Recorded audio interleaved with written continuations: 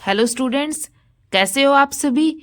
आज का जो हमारा टॉपिक है वो है साधारण ब्याज, यानी हमें साधारण ब्याज कैसे निकालना है उस तरीके को हम देखेंगे सबसे आसान तरीके से। ठीक है, वीडियो के अंदर पूरा बना लीजिए। अब देखिए, सबसे पहले साधारण ब्याज। साधारण ब्याज को हम इंग्लिश के अंदर क्या बोलते हैं? Simple interest. साधारण ब्याज है। साधारण ब्याज को निकालने का फॉर्मूला हमारे पास क्या होता है? P multiply R multiply T बटे 100। अब ये देखिए, P क्या होता है, R क्या होता है और T क्या होता है। P हमारे पास क्या होता है? मूलधन, यानी प्रिंसिपल। जितना पैसा हमने किसी को दिया है, हमारा मूलधन, उसको हम क्या बोलते हैं? P। R हमारे पास क्या होता है? ब्याज की दर। हमने किस ब्याज की दर से किसी को पैसा दिया है, उसको हम क्या बोलते हैं? R। और T हमारे पास क्या होता है? समय अवधि, यानी हमने कितनी अवधि के लिए किसी को पैसा दिया है। जैसे हम अगर किसी को पैसा देते हैं, हम किसी को 100 रुपये देते हैं, तो मूलधन हमारे पास क्या है? 100 रुपये। अब हम 100 रुपये उसको कितने समय के लिए देते हैं? हम मान लेते हैं उसको 2 महीने के लिए हम 100 रुपये देते हैं, तो समय क्या हो जाएगा? 2 महीने। और हम कितना ब्याज लेंगे उससे?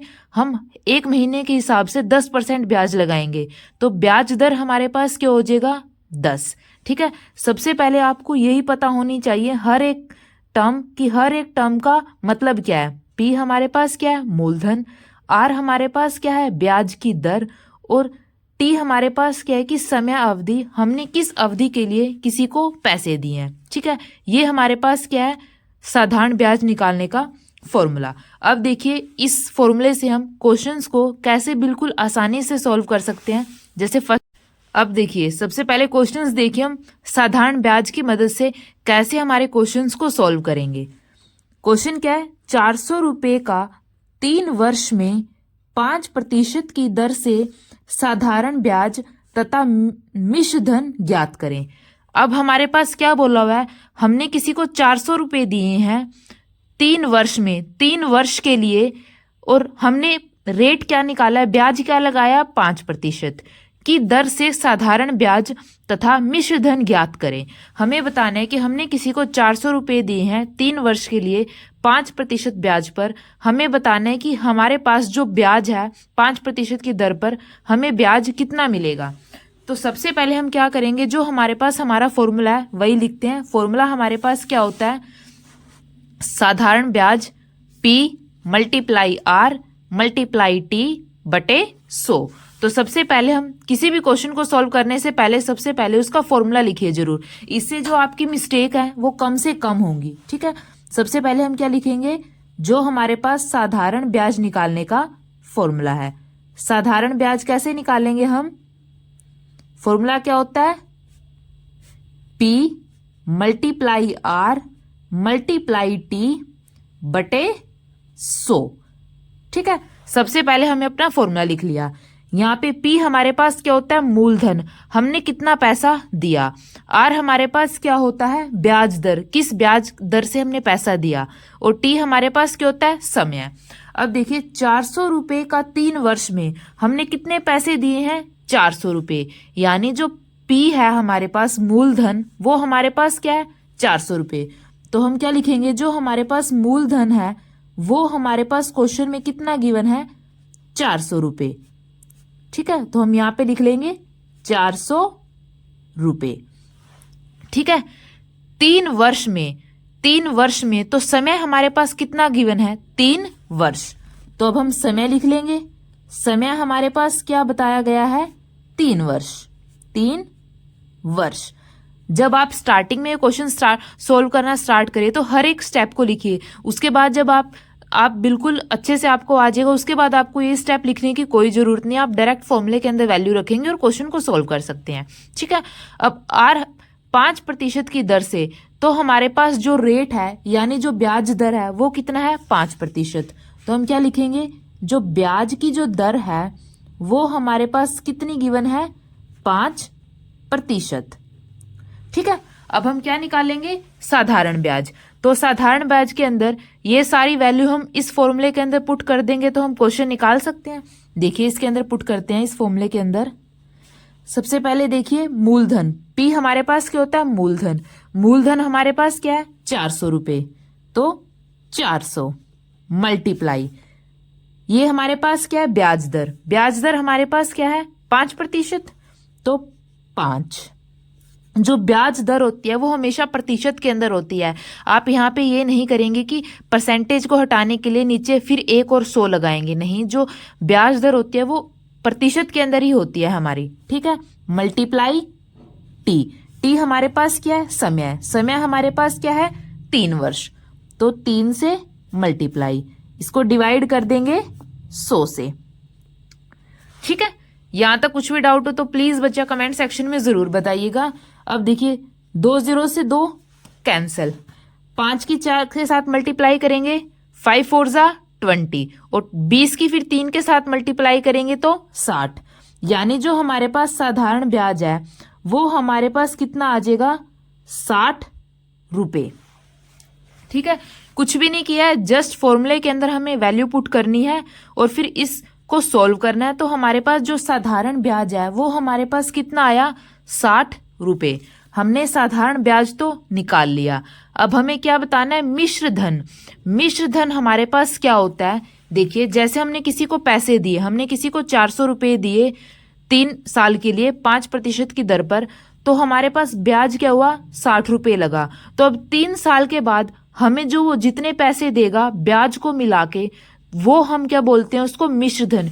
यानी जो कुल हमारे पास कितने पैसे वापिस आएंगे उसको हम बोलते हैं मिश्र धन। एक बार दोबारा देखिए, हमने किसी को 400 रुपये दिए 3 साल के लिए 5% की दर पर, तो हम 3 साल में हमें कितना ब्याज मिला, 60 रुपये। अब 3 साल के बाद हम उससे पैसे वापस लेंगे, तो कितने पैसे वापस लेंगे, जो हमने पैसे दिए थे वो तो लेंगे ही, साथ में जो हमारा 3 साल के अंदर ब्याज बना वो भी हम उससे वापस लेंगे। तो मिश्र धन क्या होता है, जितना हमने पैसा दिया मूलधन और प्लस हमें जो ब्याज मिला उसको ही हम क्या बोलते हैं, मिश्र धन, ठीक है। तो मिश्र धन कैसे निकालेंगे, देखिए सबसे पहले हम क्या लिखेंगे, मिश्र धन। मिश्र धन क्या होता है, जो हमने पैसा दिया यानी जो हमारा मूलधन था वो तो हम वापस लेंगे ही लेंगे, प्लस हम साथ में क्या लेंगे, जो 3 साल में ब्याज लगा यानी 60 रुपये, प्लस हम क्या लेंगे, साधारण ब्याज, जो हमें ब्याज मिला, साधारण ब्याज, ठीक है। अब देखिए मूलधन हमने कितने पैसे दिए थे, 400 रुपये दिए थे, तो हम क्या लिखेंगे, 400 प्लस 3 साल में हमें ब्याज कितना मिला, 60 रुपये, तो यहाँ पे 60, तो 400 प्लस 60 हमारे पास क्या हो जाएगा, 460 रुपये। इसका मतलब क्या है कि हमें 3 साल में 400 रुपये का 460 रुपये बन के मिला, यानी हमें 60% का क्या मिला, साधारण ब्याज मिला, ठीक है।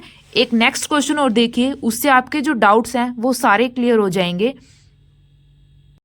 नेक्स्ट क्वेश्चन देखिए स्टूडेंट, 1200 रुपये का 2 वर्ष में 10% की दर से साधारण ब्याज तथा मिश्र धन ज्ञात करें। अब हमारे पास क्वेश्चन में क्या बोला हुआ है, हमने किसी को 1200 रुपये दिए 2 साल के लिए 10% की दर पर, हमें बताना है कि हमें साधारण ब्याज 2 साल में कितना मिलेगा और हमें टोटल मिश्र धन कितना मिलेगा। मिश्र धन क्या होता है, जो पैसा हमें ब्याज को इंक्लूड करके जो सारा पैसा हमें वापस मिलेगा।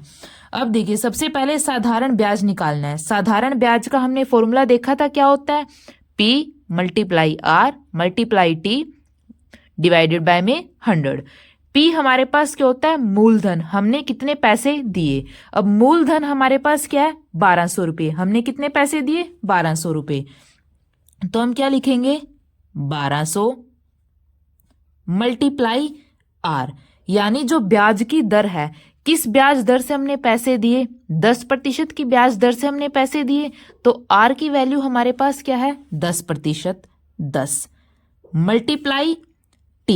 T हमारे पास क्या होता है, टाइम यानी समय, कितने वर्ष के लिए हमने पैसे दिए, 2 वर्ष के लिए हमने पैसे दिए, मल्टीप्लाई कर देंगे 2 से। अब डिवाइड करते हैं किससे, 100 से, ठीक है।